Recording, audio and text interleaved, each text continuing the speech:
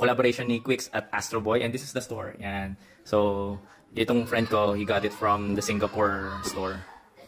Wow, this is the first. Grabe, ang ganda. Very premium yung itsura. Ayan o, grabe. Logo ni Quicks ba to? Ayan. Hindi ako ano sa...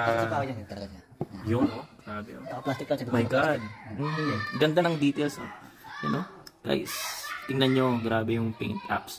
Tsaka nag-level up talaga yung ano, yung paint quality ngayon. Kasi dati talagang may nakikita ko. Yan, kunin natin. Grabe oh. Yun yung pirma ni Quicks oh. Grabe, logo niya. Yan. Ito yung ano, nakakolab niya. Ano yung isang colorway nito? White, red. White and red. Campus ano?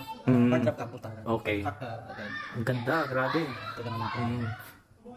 Ganda. Ba't yung ilalim? Ano na makikita sa ilalim? Yan. Ayun. Tapos ano ba to? Numbered ba to? Ay, hindi siya. Ano tong ano? Ayan, okay, yung Quicks. Kasi ganun nagkaroon sa ano, kung sa tayo sa ano sa Philippines.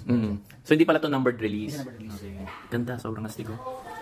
So yan, so mga balak bumili or yun yan, mag-collect ng ano? Lagi siya may 63. Bakit, what's with 63? Ano nga, Pilipino ng Gold. Oh, astig.